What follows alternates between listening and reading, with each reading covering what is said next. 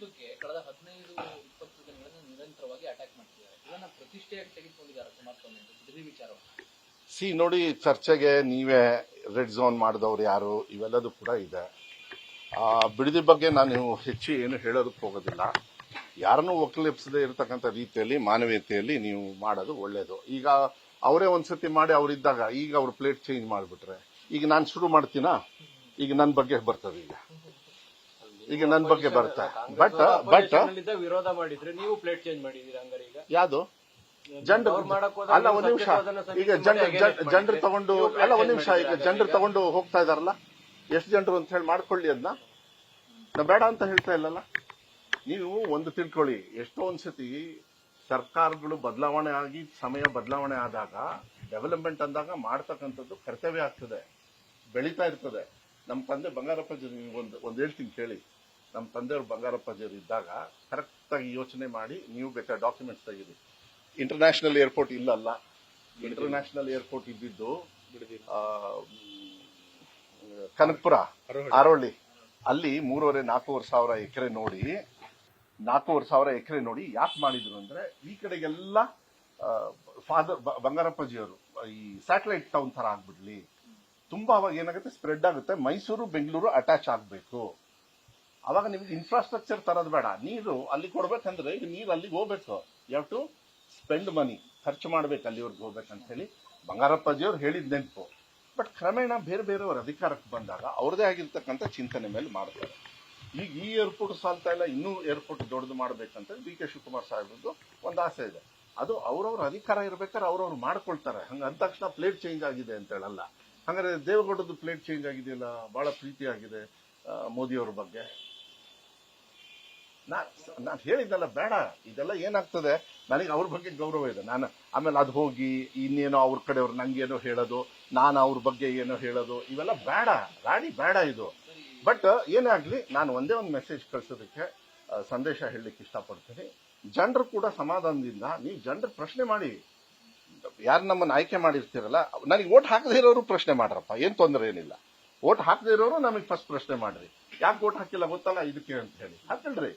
But ನೀವು ಇದನ್ನ ಹೋಗಿ ವೈಯಕ್ತಿಕವಾಗಿ ನಿಂದನೆ ಮಾಡ್ತಕ್ಕಂಥದ್ದು ಪ್ರಜಾಪ್ರಭುತ್ವ ಅಲ್ಲ. ಅವರಿಗೆ ಕಠಿಣವಾಗಿ ಶಿಕ್ಷೆ ಕೊಡಬೇಕು ಅಂತಾನೆ ನಿನ್ನೆ ಸಿದ್ದರಾಮಯ್ಯ ಸಾಹೇಬ್ರ ಹತ್ರ ಹೋಗಿದ್ದು. ಅಷ್ಟರೊಳಗೇನೆ ಡಿ ಕೆ ಶಿವಕುಮಾರ್ ಸಾಹೇಬ್ರು ಅವರಿಗೆ ಮಾತಾಡಿದ್ರು, ಮತ್ತೆ ಡೈರೆಕ್ಷನ್ಸ್ ಕೊಟ್ಟಿದ್ದಾರೆ. ಆಮೇಲೆ ಸಿದ್ದರಾಮಯ್ಯ ಅವರಿಗೆ ತಡೆಯಕ್ಕಾಗ್ಲಿಲ್ಲ. ಸಿದ್ದರಾಮಯ್ಯ ಸಾಹೇಬ್ರಿಗೆ ಹಂಗಾದ್ರೆ ಏನು ಬರೀ OBC ಅವ್ರು ಹೋದಾಗ ಮಾತ್ರ ಈ ತರ ಆಕ್ಷನ್ ತಗೊಳ್ತಾರ? ಯಾರು ಹೇಳಿದ್ ನಿಮ್ಗೆ? ನಿನ್ನೆ ಇದ್ದವ್ರು ಎಲ್ಲರೂ ಕೂಡ ಬೇರೆ ಸಮಾಜದವರು ಇದ್ದವರು. ನಾವು ಒಂದು 5-6 ಜನರು ಅಂತೇಳಿ ಹೋದವರು. ಆ ಟೈಮಿಗೆ ಸಿದ್ದರಾಮಯ್ಯ ಸಾಹೇಬ್ರನ್ನ ಭೇಟಿ ಮಾಡಕ್ ಬಂದಾಗ ಎಲ್ಲರೂ ಒಗ್ಗೂಡಿಸಿ, ಇಲ್ಲ ಸರ್ ಇದನ್ನ ಹಿಂಗೆ ಬಿಡಬಾರ್ದು.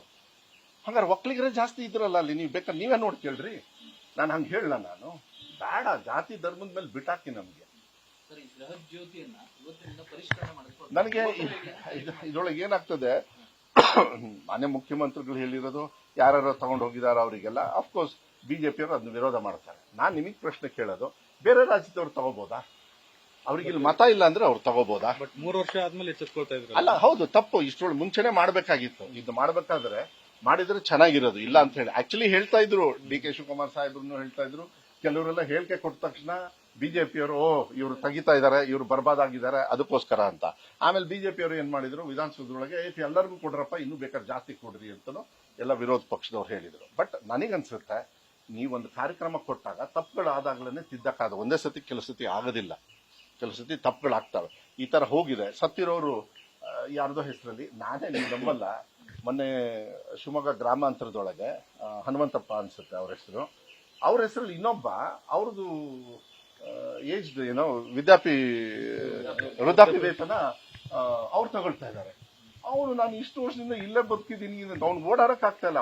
ರೋಡಲ್ಲಿ ಚೇರಲ್ಲಿ ಕೂರಿಸಿ ಆಫೀಸರ್ ಕರೆಸಿ ಏನಿದು ಅಂತ ನೋಡಿದ್ರೆ ಅವ್ನು ಇನ್ನೊಬ್ಬ ಆಫೀಸರ್ ಏನೋ ಮಾಡ್ಬಿಟ್ಟಿದ್ದಾನೆ, ಅವನ ಮೇಲೆ ಆಕ್ಷನ್ ತಗೊಳ್ಳಿ ಅಂದು ನೆಕ್ಸ್ಟ್ ಡೇನೆ ವಿತಿನ್ 24 ಈ ತರ ಘಟನೆಗಳನ್ನ ನಾನು ಹೋಗಿದ್ದೆ ಆಯ್ತು.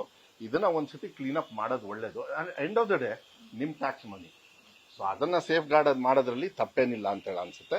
ಬೇರೆ ರಾಜ್ಯದವ್ರು ಬಂದು ಅದನ್ನ ಸ್ವಾಭಾವಿಕವಾಗಿ ತಗೊಳ್ಳೋದೇನಿದೆಯಲ್ಲ ಅದು ತಪ್ಪು. ಮತ್ತೆ ಮತನೇ ಇರೋದಿಲ್ಲ ಇಲ್ಲಿ, ಮತನೇ ಇರೋದಿಲ್ಲ.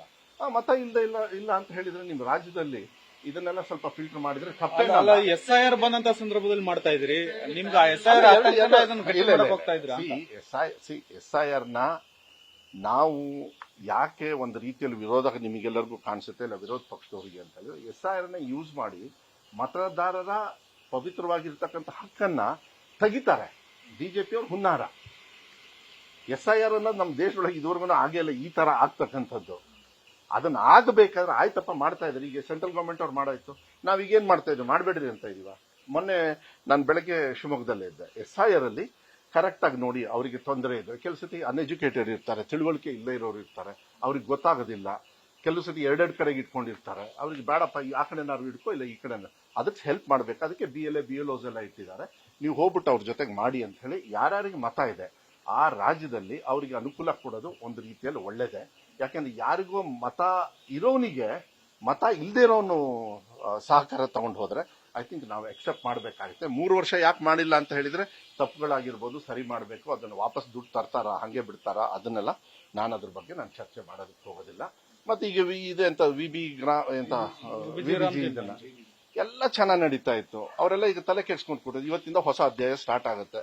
ಅದು ಎಲ್ಲೆಲ್ಲಿಗೆ ತಗೊಂಡು ಹೋಗ್ತಾರೆ ಅಂತ ಹೇಳಿ. ಬಟ್ ಬಿಜೆಪಿಯವ್ರು ಮಾತ್ರ ಒಂದ್ ತಿಳ್ಕೊಳ್ಳಿ, ಸಾವುಕಾರ ಮಾಡ್ತಾ ಇರ್ತಾರೆ, ಬಡವರು ನಿನ್ನು ಬಡವರು ಮಾಡ್ತಾರೆ. ಅದಕ್ಕೆ ಅದೇ ಪ್ರೋಗ್ರಾಮ್ ಇವ್ರ ಹತ್ರ. ಆಮೇಲೆ ಇದಕ್ಕೆ ಜಾಸ್ತಿ ಹಣ ಖರ್ಚಾಗುತ್ತೆ. ಇಡೀ ದೇಶದೊಳಗೆ ಹೈಯೆಸ್ಟ್ ಉದ್ಯೋಗ ಕೊಡ್ತಕ್ಕಂಥ ಒಂದು ಕಾರ್ಯಕ್ರಮ ಇದೆ, ಅದು ಉದ್ಯೋಗ ಖಾತ್ರಿ ಇತ್ತು. ಈಗ ಅದನ್ನು ತೆಗೆದು ಈ ಹೆಸರಲ್ಲಿ ಮಾಡಿ ಮುಂದೆ ಆಮೇಲೆ ರಾಜ್ಯ ಸರ್ಕಾರದ ಷೇರು ಇದೆ. ಈಗ ರಾಜ್ಯ ಸರ್ಕಾರ ನಿಮ್ಗೆಲ್ಲ ಇನ್ನು ಟ್ಯಾಕ್ಸ್ ಜಾಸ್ತಿ, GST ಆಯ್ತು, ಇದು ಆಯ್ತು, ಎಲ್ಲ ಆಯ್ತು. ಕೊನೆಗೆ ನಾಳೆ 100 ರೂಪಾಯಿ ಅರ್ನ್ ಮಾಡಿದ್ರೆ ಮೋಸ್ಟ್ಲಿ ನೀವೇ ಎಕ್ಸ್ಟ್ರಾ ದುಡ್ಡು ಕೊಡ್ಬೇಕನ್ನ ಅಲ್ಲಿವರೆಗೂ ತಂದು ನಿಲ್ಲಿಸ್ತಾರೆ. ಇದು ಎಲ್ಲೆಲ್ಲಿಗೆ ಹೋಗುತ್ತೋ ಗೊತ್ತಿಲ್ಲ. ಇದನ್ನೆಲ್ಲದೂ ಕೂಡ ಸೂಕ್ಷ್ಮವಾಗಿ ನೋಡ್ಬೇಕಾಗುತ್ತೆ, ಹುಷಾರಾಗಿ. ಜನರಿಗೆ ಸಹಕಾರ ಆಗ್ಲಿಲ್ಲ ಅಂದ್ರೆ ಮತ್ತೆ ಜನರನ್ನಿಟ್ಟು ರಿವರ್ಸ್ ಹೊಡಿಲೇಬೇಕಾಗುತ್ತೆ. ಅದೇ ನಿಂದ ಮುಂದೆ ನೋಡ್ತಾರೆ. DK ಶಿವಕುಮಾರ್ ಅವರು 2028 ಟಾರ್ಗೆಟ್ ಇಟ್ಕೊಂಡಿದ್ದಾರೆ. ಹಾಗಾಗಿ ನೀವು ನಮ್ಗೆ ಅನುಕೂಲ ಮಾಡಿಕೊಟ್ರೆ ನಾವು ನಿಮ್ಗೆ ಅನುಕೂಲ ಮಾಡ್ತೇವೆ ಅನ್ನೋದನ್ನ ಬಹಿರಂಗವಾಗಿ ವೇದಿಕೆಗಳಲ್ಲಿ ಹೇಳ್ತಾ ಇದ್ದಾರೆ. ಯಾರಿಗೆ? ಸರ್ಕಾರಿ ಅಧಿಕಾರಿಗಳಿರ್ಬೋದು. ನೀವ್ ಹೇಳೋದು ಇದು ಯಾವ್ದು ಈ ಪ್ರೈವೇಟೈಸೇಷನ್ ಆಫ್ ದಿಸ್ ಥಿಂಗ್. ಯಾವಾಗ್ಲೂ ಅಷ್ಟೇ, ಯಾರೇ ಆಗ್ಲಿ ಸರ್ಕಾರಿ ಅಧಿಕಾರಿಗೂ ಒಂದು ಮತ ಇರ್ತದೆ, ನಿಮಗೂ ಮತ ಇರ್ತದೆ. ನೀವು ನಮ್ಮ ಪರವಾಗಿ ಬರೀರಿ ಅಂತ ನಾನು ಹೇಳಕ್ ಹೋಗಲ್ಲ. ನೀವು ಸರಿಯಾಗಿ ನಮ್ಮನ್ನ ದಾರಿಗೆ ತರ್ರಿ, ಪರವಾಗಿಲ್ಲ, ನಾವು ಒಳ್ಳೆ ಕೆಲಸ ಮಾಡ್ತೀವಿ ಅಂತ. ಇಲ್ಲ ನಾನು ನಿಮಗೆ ಸಹಕಾರ ಮಾಡ್ತೀವಿ ಅಂತ ಹೇಳಕ್ಕಾಗತ್ತಾ? ಹಂಗೆ ಏನಾಗ್ತದೆ ಯೂಶಲಿ. ಈಗ ನಾನು ಶಿಕ್ಷಣ ಸಚಿವನಾಗಿದ್ದೆ, ನೀವು ಒಳ್ಳೆ ಕೆಲಸ ಮಾಡಿ, ನಾನು ನಿಮ್ನ ಚೆನ್ನಾಗಿ ಒಳ್ಳೆ ರೀತಿಯಲ್ಲಿ ಎಲ್ಲ ಸಹಕಾರ ಕೊಡ್ತೀನಿ. ಹಂಗಂತ ತಕ್ಷಣ ಏನೋ ಒಂದು ನನಗೆ ಓಟ್ ಹಾಕಿ ಅಂತ ಹೇಳಲ್ಲ. ಪ್ರಜಾಪ್ರಭುತ್ವದಲ್ಲಿ ಯಾವಾಗ್ಲೂ ಕೂಡ ಯಾವ ಸರ್ಕಾರ ಯಾರಿಗೆ ಸಹಕಾರ ಮಾಡುತ್ತೆ, ಅದು ಸರ್ಕಾರಿ ನೌಕರರಾಗ್ಲಿ ಯಾರೇ ಆಗಲಿ, ಅವರ ಭವಿಷ್ಯಕ್ಕೆ, ಅವ್ರ ರಾಜ್ಯದ ಭವಿಷ್ಯಕ್ಕೆ, ಅವ್ರು ಸೇವೆ ಮಾಡ್ತಕ್ಕಂಥ ರಾಜ್ಯಕ್ಕೆ ನೀವು ಒಳ್ಳೇದು ಮಾಡಬೇಕು ಅಂತ ಹೇಳಿದ್ರೆ ಆ ಸರ್ಕಾರನ ನೀವೆಲ್ಲರೂ ಸೇರಿ ಉಳಿಸ್ತಕ್ಕಂಥದ್ದು ಜವಾಬ್ದಾರಿ ನಿಮ್ದು ಅಂತೇಳಿ ಸ್ವಾಭಾವಿಕವಾಗಿ ಹೇಳ್ತಕ್ಕಂಥದ್ದು. It's not A conditional, it's A request. ಈಗ ನೀವೆಲ್ಲರೂ ನಮಗೆ ಓಟ್ ಹಾಕಿದ್ರಿ ಅಂತ ನಾ ಕೇಳ್ತೀನಪ್ಪ. ಆಯ್ತು ಸರ್, ನಾವು ನಿಮ್ ಕ್ಷೇತ್ರಕ್ಕೆ ಒಂದು ಹಾಕ್ತೀವಿ.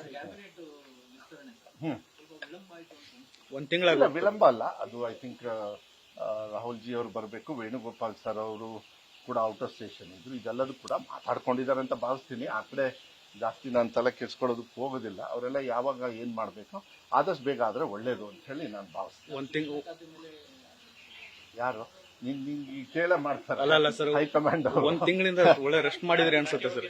ಒಳ್ಳೆ ರೆಸ್ಟ್ ಮಾಡಿದ್ರೆ? ಒಳ್ಳೆ ರೆಸ್ಟ್ ಇಲ್ಲ. ಒಂದೇನ್ ಗೊತ್ತಾ, ಪಾಪ ಎಲ್ಲ ನಮ್ಮ ನನಗೋದು ದಿನ ಕೆಲಸ ಮಾಡಿ ಮಾಡಿ ಮಾಡಿ. ಬಟ್ ಬಹಳ ಒಂದು ಸಂತೋಷ ಏನು ಅಂತ ಹೇಳಿದ್ರೆ ನಿಮ್ಮ ಹತ್ರ ಹಂಚ್ಕೊಬೇಕು. ಲಾಸ್ಟ್ ಟೈಮ್ 1,37,000 ಆಗಿತ್ತು PUC ಅಡ್ಮಿಷನ್.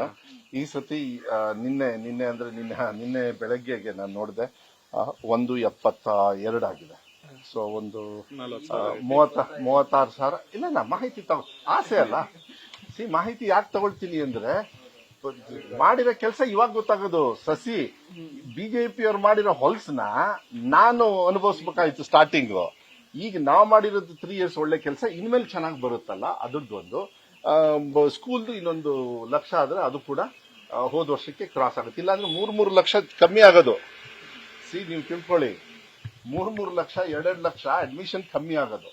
ಸೊ ಸರ್ಕಾರಿ ಶಾಲೆಗಳ ಬಗ್ಗೆ ಒಂದು ವಿಶ್ವಾಸ ಮೂಡಿದೆ, ಪ್ರಾಕ್ಟಿಕಲ್ ಆಗಿ ತರಬೇಕು. ಅದು ಕೆಪಿಎಸ್ ಅದೆಲ್ಲ DK ಶಿವಕುಮಾರ್ ಸಾಹೇಬ್ರ ನೇತೃತ್ವದಲ್ಲಿ ನಡೀತದೆ. ಸಿದ್ದರಾಮಯ್ಯ ಸಾಹೇಬರು ಕೂಡ ಮಾರ್ಗದರ್ಶನವನ್ನು ಕೊಡ್ತಾರೆ. ಎಕ್ಸ್ಪ್ಯಾನ್ಷನ್ ಎಲ್ಲ ಅದು ನಾನು ಚರ್ಚೆ ಮಾಡೋದಕ್ಕೆ ಹೋಗೋದಿಲ್ಲ. ಅದನ್ನೆಲ್ಲ ದೊಡ್ಡವರು ನೋಡ್ಕೊಡ್ತಾರೆ. ನಾವು ತುಂಬಾ ಚಿಕ್ಕವರಾಗ್ತೀವಿ ಅದಕ್ಕೆ. ಬಟ್ ಒಂದು ಪ್ರದೀಪ್ ಈಶ್ವರ್ ಅವ್ರದ್ದು, ನಾನು ಸ್ವಲ್ಪ ಯೂಶಲಿ ಕ್ವೈಟ್ ಆಗಿರ್ತೀನಿ, ಬಟ್ ಅವ್ರ ಹತ್ರ ಮಾತಾಡಿದ್ಮೇಲೆ ಆಮೇಲೆ ನಿನ್ನೆ ಅವ್ರು ಸಿದ್ದರಾಮಯ್ಯ ಸಾಹೇಬರಿಗೆ ಮಾತಾಡ್ಬೇಕಾದ್ರೆ ನೊಂದ್ಕೊಂಡು ಮಾತಾಡಿರೋದು. I think this is not right. ಎಲ್ಲರೂ ಸ್ವಲ್ಪ ನಾವು ತಾಳ್ಮೆಯಿಂದ ಇರ್ತಕ್ಕಂಥ ಕೆಲಸವನ್ನ ಮಾಡಬೇಕು ಅಂತ ಹೇಳಿ okay thank you sir. News first ನಿರ್ಭೀತಿಯಿಂದ ನಿಮ್ಮ ಪರವಾಗಿ.